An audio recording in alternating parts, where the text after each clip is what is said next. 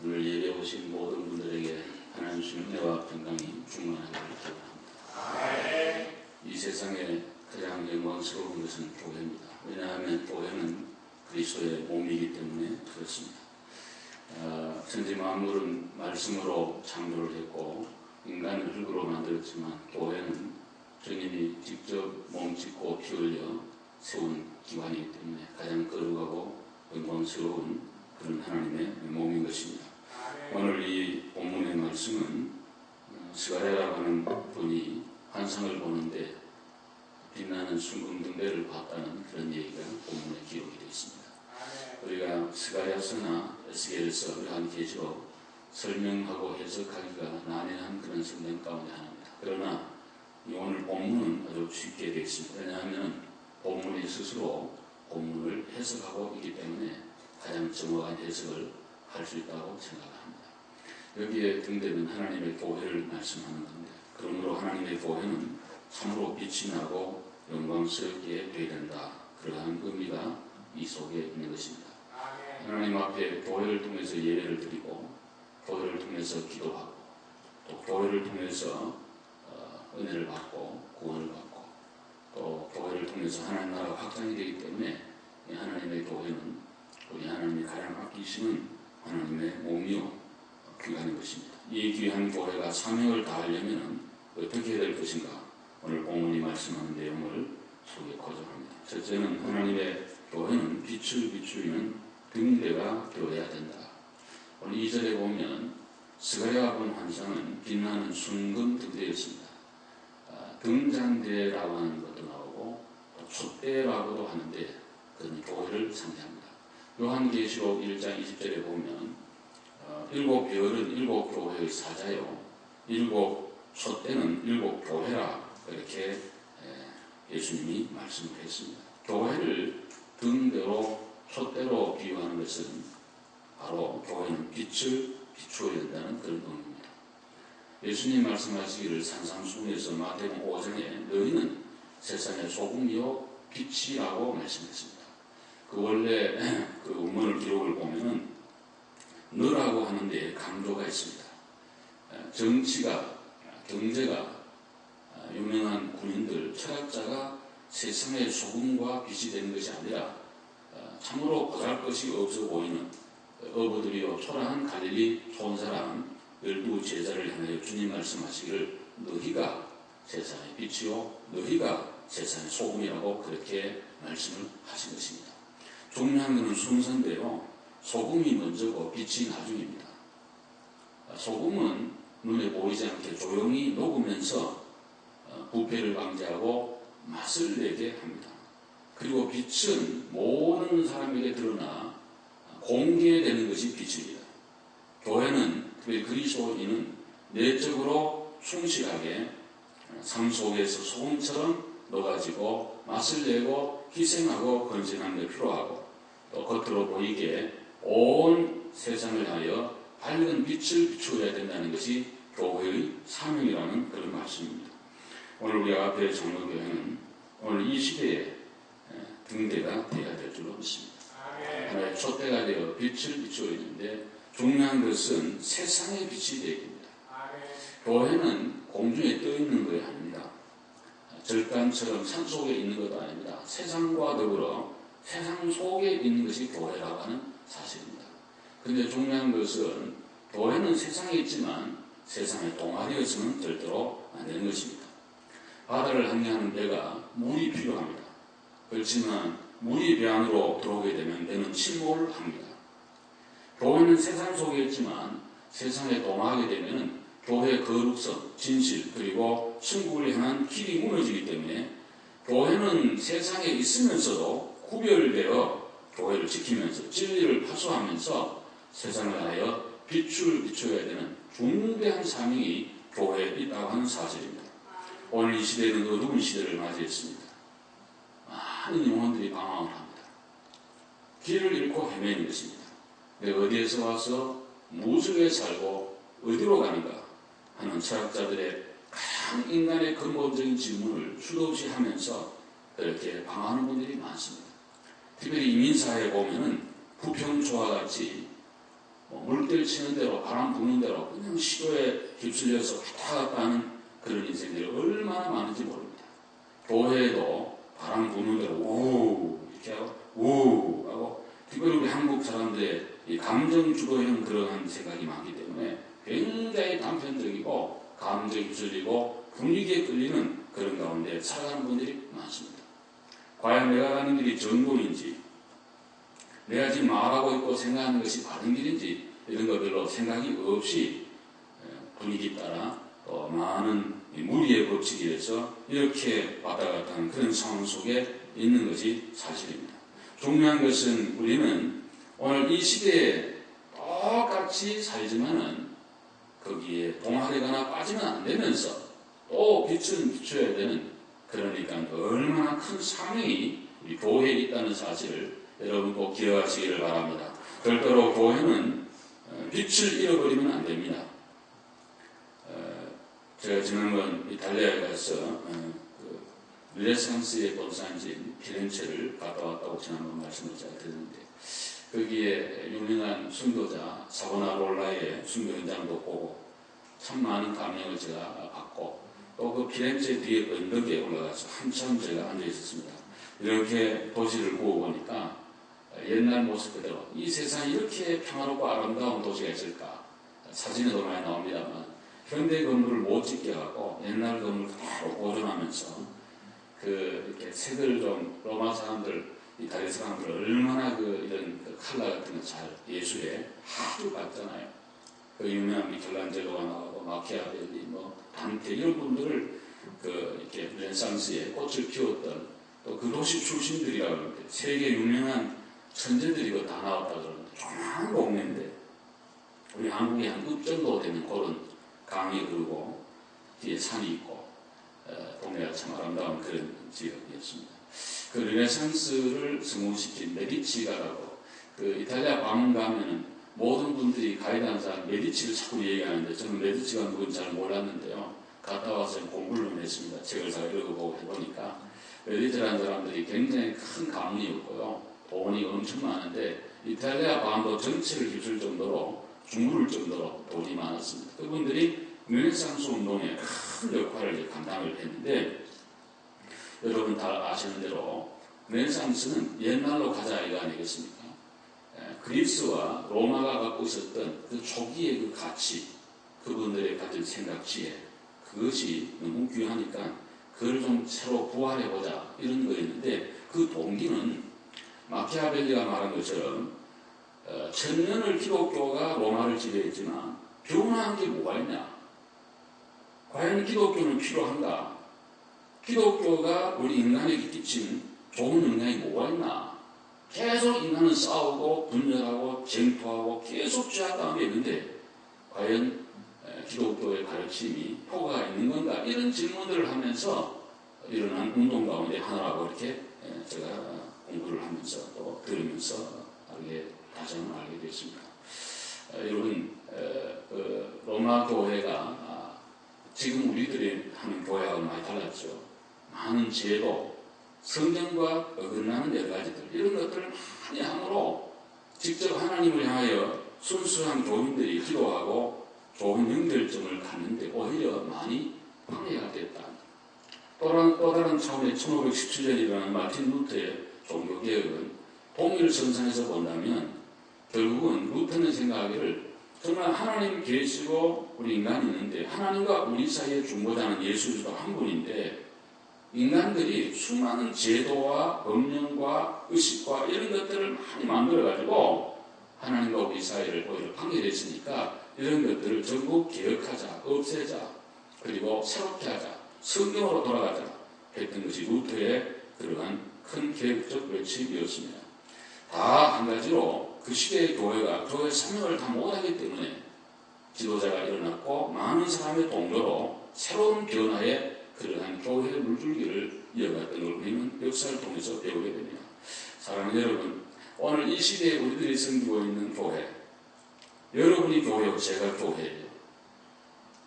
교회라는 게 따로 있고 내가 있는 게 아니고 내가 교회, 내가 없는데 어떻게 교회에 있겠습니까? 주님께서 말씀하시기를 성령님이 거하는 모든 사람들은 작은 교회예요. 과연 저와 여러분이 이 시대의 빛으로 살고 있는지 자문자답하면서 자성하고 새롭게 우리를 정립해 볼 필요가 있다. 오늘 이 시대에 21세기에도 예수 그리스도는 여전히 우리에게 필요한 구원자인가? 정말 오늘 이 시대도 이런 형태의 이민교회와 이런 시대에 이런 식의 교회가 과연 필요한가? 교회가 이 시대에 주는 영향력, 그리고 유익, 가치, 의미, 이런 것이 과연 뭔가? 이런 것들을 우리는 스스로 물어보게 되면서 좀 마음을 가다듬게 되는 것입니다. 교회는 빛을 잃어버리면, 소금이 맛을 잃으면 발에 밟혀 버림을 당하는 것처럼 빛이 없는 등대는 소용이 없는 것입니다. 저는 배를 타고 왔기 때문에 등대가 얼마나 귀한 걸 압니다. 시내를 나와가지고 목포 이렇게 돌아서 변산반도, 태안반도 이렇게 지나면서 섬들이 참 많습니다. 남해도 그렇고. 근데 안개가 많이 끼면은 내다가 컨택이 잘 안 돼요. 내다가 되는 것 같아요. 버쩍버쩍 지나가는데 저는 전탐사가 아니라 잘 모르지만 이렇게 보면은 같이 이렇게 근무한 보면은 잘 그 컨택이 안 돼요. 해도를 가지고 하지만은 해도라는 것도 항상 사람이 하는 거라 암수가 있는지 뭐가 있는지 또 어떤 바다에 부유물이 또 새로 어선들이 많이 지나다니 그러니까 잘못하면 우리는 쇠로 된 배니까 받치면 그냥 어선은 침몰이니까요. 얼마나 신경을 쓰는지 몰라요. 그런데 항구로 들어갈 때 제일 보는 거는 등대예요. 그 등대가 빛이 있으면 아무리 안개, 해무가 많이 끼어도 배는 무사히 항구로 갈 수가 있는 거예요. 우리 교회는 등대와 같은 것이에요. 등대가 빛을 잃어버린다면 왜 있는가 그 말이에요. 무엇 때문에 존재하는가. 오늘 그러므로 우리는 스가랴가 본 빛나는 순금 등대는 하나님의 교회인데 반드시 빛이 비춰져야 된다는, 오늘 주님 우리에게 말씀하시길 너희는 세상의 소금이고 빛이라는 이 귀한 말씀을 생각하면서 우리 스스로는 빛이 없어요.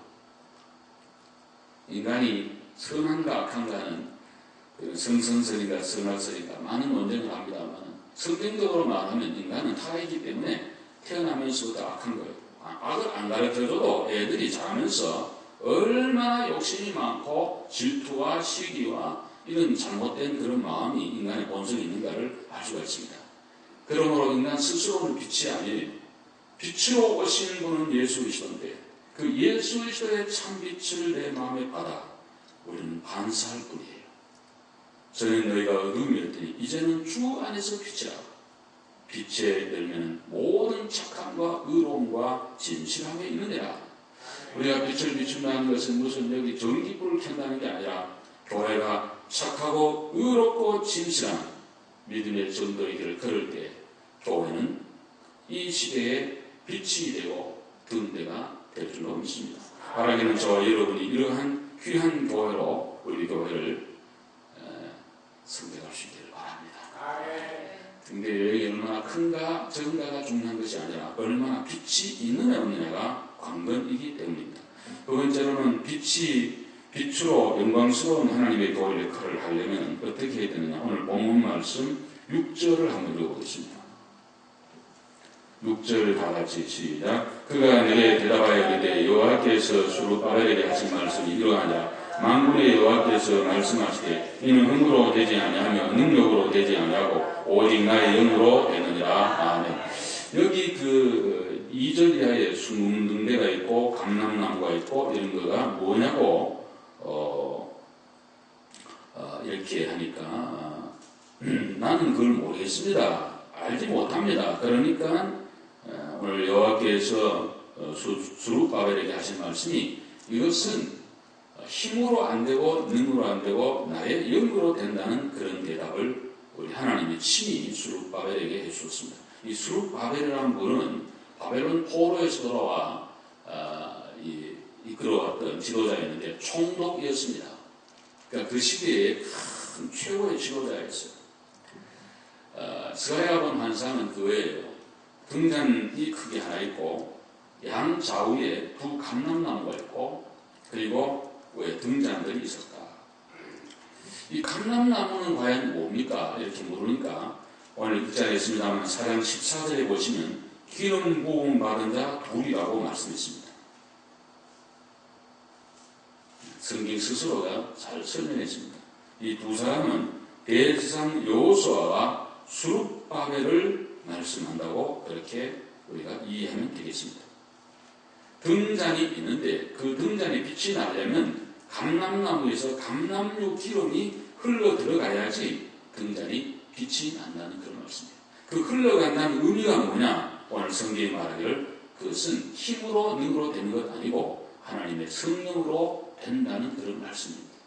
쉽게 말하면 교회로서의 빛을 비추고 사명을 다하려면 성령의 기름 부음과 공급함이 계속해서 있어야 교회 사명을 다한다는 그러한 설명이 되겠습니다. 여러분 한 사람 한 사람의 마음속에 성령으로 충만하시기를 바랍니다. 하나님의 교회 일꾼들, 특별히 교회 성령의 모든 성도는 기본적으로 갖춰야 될 게 있겠죠. 인간이라면 예를 들면 인격이 좀 그래도 완전하지는 않지만 우리 모두 다 인격이 완전한 사람은 없습니다. 부족하지만 그래도 지정의가 좀 밸런싱이 있는, 밸런스가 좀 갖춰진 그런 사람이 돼야 되겠죠. 사람이 제일 중요한 것은 어떤 의미에서 믿음보다도 더 먼저 있어야 될 것은 인격적 그릇과 바탕입니다. 그건 하루아침에 안 돼요.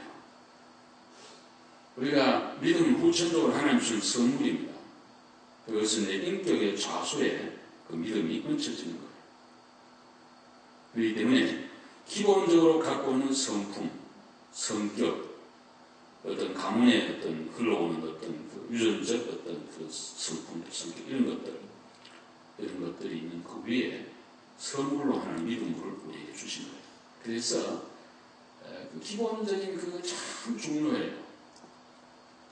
그거 쉽게 그렇게 잘 없어지지 않습니다. 없어진 것 같은데 그런 환경이 주어지면 본래 본성이 나오는 것입니다. 믿음이 좋다는 분도 교회에서 볼 때 우리 믿음이 좋다 안 좋다 이런 말 하는데 이건 전체 인간을 이해하는 건 아니죠. 그 사람이 조금 전에 여러분이 다 공유하는 건데 교회에 와서 하는 그 교회 생활과 내 진짜 또 집에 있을 때 생활하는 성품은 다를 수가 있습니다. 다 알 수가 없죠. 하나님과 자기만 알 수 있는 건데. 어찌되었든 그런 기본적인 갖춰야 돼요. 그 다음에 교회를 섬기려면 또 성경을 좀 알아야 되겠죠. 성경을 알아야 됩니다. 한번 아멘 합시다. 아멘. 성경 좀 알아야 돼요. 그 다음에는 믿음이 필요합니다. 교회는 믿음으로 섬기는 거지 실력과 이성으로 하는 데가 아닙니다. 교회는. 할렐루야. 교회는 믿음으로. 그 위에 하나님의 성령으로 충만해서 앞에 말하는 게 좀 부족해도 성령이 충만하면 인격의 모난 부분도 그 충만한 성령의 은혜로 컨트롤이 돼요. 참 사람 감정을 다스리기가 제일 어렵잖아요. 특별히 자기 마음. 천하를 호령하는 사람도 자기 마음을 다스리지 못해서 모든 것을 실패로 돌아가는 그런 영혼이 얼마나 많고 우리 개인적인 삶에도 늘 느끼고 고백하는 것이 그거 아니겠습니까? 그런데 중요한 것은 하나님의 성령님이 우리 마음에 충만히 임하게 되면은 내 못하고 모자리고 부족하고 거친 것들도 컨트롤이 되면서 성령님이 여러분을 지배함으로 그 모든 걸 이기고 반듯한 신앙의 사람이 되면서 정말 작은 예수로 작은 교회로 등대로 빛으로 등잔대로 그렇게 남에게 또 이 사회를 향하여 좀 반듯한 그러한 삶을 살게 될 줄로 믿습니다. 그러므로 여러분과 저는 인격을 잘 갖추고 성경도 좀 알고 믿음도 갖고 그 위에 오늘 본문대로 말한다면 성령으로 충만하시기를 축원합니다. 성령이 충만하면 모든 것을 이겨나갈 수가 있다는 그런 말씀이에요. 큰 산아 네가 무엇이냐? 수룹바벨 앞에서 평지가 되리라 그랬는데 여기 큰 산이라는 것은 수룹바벨에게 그 시대로 말한다면 성전 건축이었습니다. 바벨론 포로에 돌아와 무너진 솔로몬 성전을 재건해야 되는 큰 사명이 수룹바벨에게 있는데 그것이 큰 과제였어요. 너무너무 큰 거예요. 그거는. 여러분 성경에 보시면 알지만 처음에 돌아와가지고 성전 재건에 힘을 쏟았어요. 근데 조금 지난 다음에 성전 재건이 5, 6년간 중단이 됐습니다. 말하면 철골 세워놓고 녹물이 줄줄 흐르는 거예요. 사람들이 동조를 안 하는 거예요. 자기 집 짓기 바쁘고 사회가 바쁜데 무슨 성전 건축이냐 이러면서 안 하는 거예요. 너무 큰 산이에요. 그러니까 오늘 하나님이 하신 말씀이 큰 산아 네가 무엇이냐 수룹바벨 앞에서 경계해야 된다는 말은 성령으로 충만한 수룹바벨 앞에는 그런 큰 산과 같은 문제도 넘어갈 수 있고 이길 수 있는 능력과 힘이 마음의 어떤 감사와 능력과 그런 어떤 확신이 수룹바벨 마음속에 생기게 된다는 그런 말씀이에요. 여러분이 은혜가 떨어지면요 만사가 다 문제예요. 은혜가 충만하면 다 승리하게 될 줄로 믿습니다. 중요한 것은 우리 마음의 은혜예요. 워치만이라고 하는 유명한 중국의 신자가 있었습니다. 워치만이 시리즈 책이 있는데 저 집에도 한 집이 있습니다. 그 사람 참 책을 많이 썼어요. 영에 속한 사람 뭐 이런 책을 많이 썼는데 우리하고는 조금 저는 100% 동의하지 않습니다. 그분이 말하는 너무 영적으로 많이 들어가지고 조금 신비주의로 좀 이렇게 흘렀어요. 그래서 좋은 걸 우리 받고 그렇지 안 받으면 되니까요. 그분 평신도 아주 유명한 그런 신자였습니다. 근데 그분이 한 분은 몸이 약하고 이런데 어려운 문제가 많은 한 번 꿈을 꾸는데 황하강을 올라가는데 황하는 흐물이다 완전히. 근데 옛날에 좀 노저스 같잖아요. 그러다 보니까 배가 나가진 않아요. 왜 그런가 하니까 강바닥에 물이 다 말라버리고 돌들이 많이 올라와 있어가지고 배가 나갈 수가 없어요. 하나님 앞에 기도하는데 하나님이 홍수를 보내줘가지고 강물이 많이 차오르니까 배는 자연적 뜨게 되고 올라가게 됐어요. 그 오치만디가 큰 조언을 받았고 그걸 책으로 이렇게 글을 썼는데 이 얘기 뭐냐면 인생의 길에 누구에게나 황화 같은 그런 바닥처럼 돌도 있고 가시도 있고 뭐 온갖 것들이 만난이 많다. 우리 아까 찬양대도 그 고난의 가해는 참 좋은 찬양이다. 거기 보면 인생의 고난의 길을 간다 그러는데 참 찬송가도 보면 그렇고 모든 일에 정말 얼마나 우리가 문제가 많습니다. 큰 산이 많습니다. 그런데 문제는 큰 산이 없어지기는 참 어려워요. 항상 있어요. 그런데 우리 마음에 성령과 은혜로 충만하면 그 모든 것들을 이기게 되고 넘게 되고 능히 극복할 수 있는 힘이 우리 가운데 생기게 된다는 그런 말씀이죠. 여러분 오늘 아침에도 은혜로 충만하시길 바랍니다. 그러면 큰 산아 네가 뭐냐 수룹바벨 앞에서 평지가 된다는 그런 말씀이에요. 이런 은혜와 역사가 있기를 간절히 바라고 또 이렇게 되기 위해서는 어떻게 해야 되느냐 오늘 본문의 7절 말씀부터 9절까지 봅시다. 7절로 9절 다시 시작. 큰 산아 네가 무엇이냐 네가 수룹바벨 앞에서 평지가 되리라. 그가 머릿돌을 내놓을 때 무리가 외치기를 은총이 그에게 있을지어다 하리라 하셨고 여호와의 말씀이 또 내게 임하여 이르시되 수룹바벨의 손이 이 성전의 기초를 놓았은즉 그의 손이 또한 그 일을 마치리라 하셨나니 만군의 여호와께서 나를 너희에게 보내신 줄을 네가 알리라 하셨느니라. 아멘. 여기 이렇게 교회가 성령으로 충만하여 빛을 잘 발하는 빛나는 등대가 되려면은 여기 수룹바벨이 머릿돌을 놓을 때 온 무리가 이르기를 은총이 그에게 있을지어다. 여기 은총이 그에게 그라고 하는 수룹바벨을 말하는 거고 은총이 있을지어다 하는 것은 기도문이에요. 축복의 선언이에요. 기도문이에요. 요한 켈빈은 이 본문을 해석하기를 이것은 온 성도들이 목회자를 향한 기도다 이렇게 해석을 했어요. 수룹바벨은 그 시대의 지도자였고 성전 재건에 앞장선 사람이에요. 그 어려운 난제를 해가려고 할 때 혼자 힘으로 되는 것이 아니라 온 교회 공동체가 그를 위해서 간절히 기도해 준다는 그런 의미예요. 여러분 성령으로 충만하려면 기도 외에는 방법이 없다고 그랬어요. 여러분 기도하면 하나님이 우리 마음에 성령 하나님의 영이 여러분 가운데 임재해 계시고 임재하고 또 충만하게 될 줄로 믿습니다. 그래서 기도를 많이 해라 그러는데 사람들은 기도에 대해서 회의를 많이 합니다. 그 주술인가? 내 기도를 하나님 들으실까? 아니 과거에 수없이 기도했는데 이루어진 게 뭐가 있나? 또 이런 분도 있고 시간 낭비 아닌가? 내 마음에 있는 감정의 어떤 독백인가? 어떤 속에 있는 것을 그냥 뭐 넋두리 하는 식으로 이렇게 해서 시원함을 느끼는 심리적 어떤 효과인가 뭐 이런 온갖 생각들을 많이 하는데요. 기도는 대상이 분명히 하나님이에요. 아멘입니까? 기도 대상은 하나님이에요.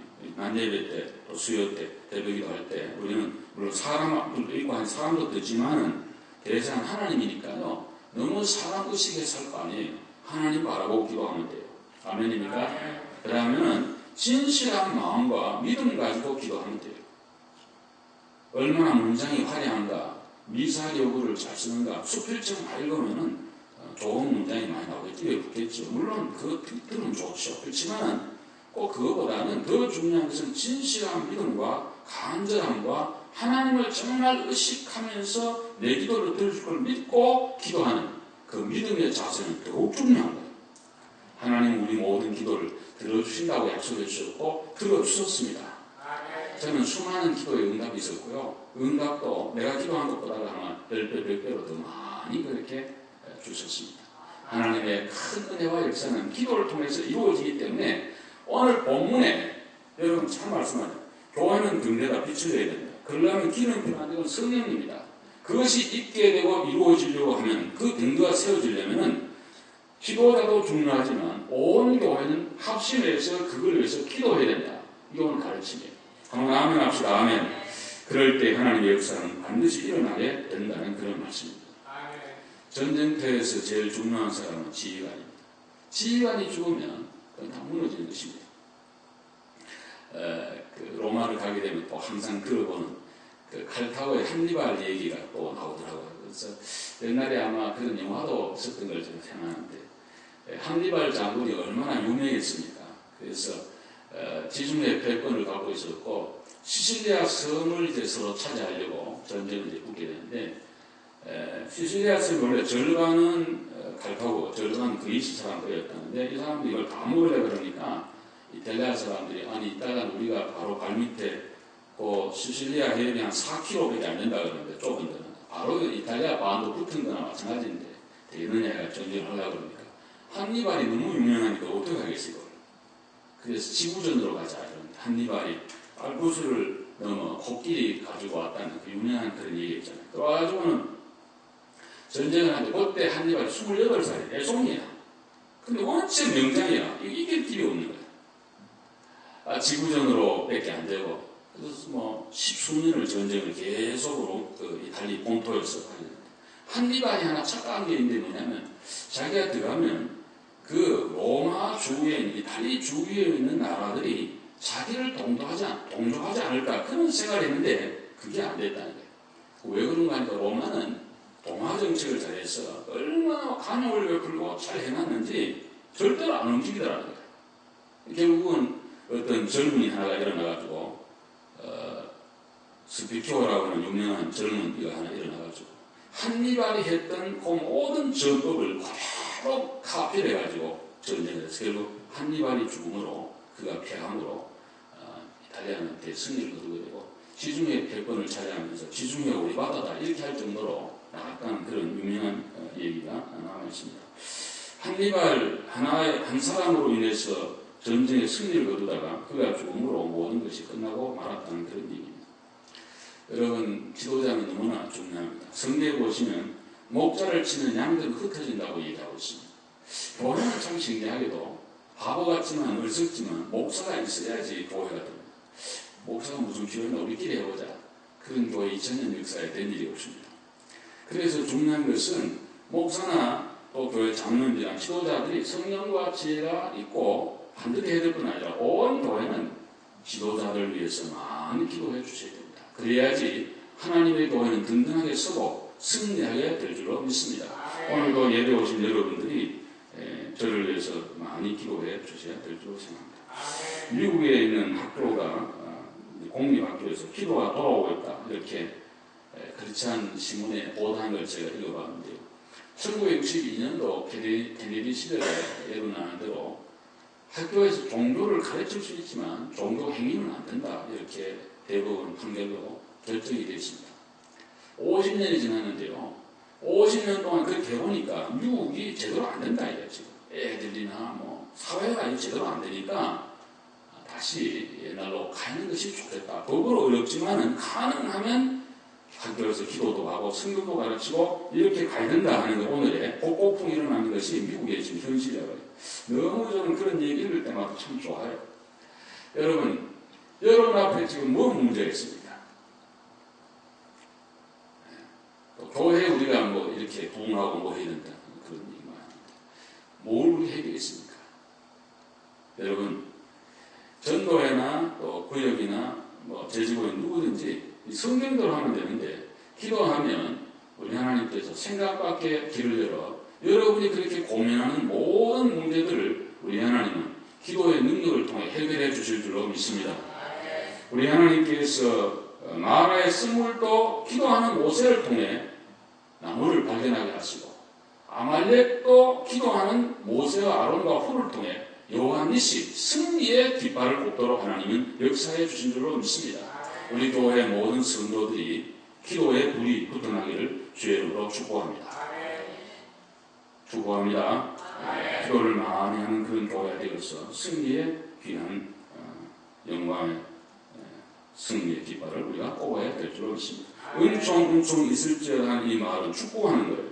좋은 마음으로 축복하는 거예요. 여러분 바라기는 저희 교회가 빛나는 영광스러운 교회가 되기를 바랍니다. 그러기 위해서는 성령으로 충만하고 또 기도가 있는 그런 교회가 되어서 하나님의 거룩한 교회를 영광스럽게 할 수 있는 우리 모두가 되어지를 주님의 이름으로 축복합니다. 기도하겠습니다. 하나님 감사합니다.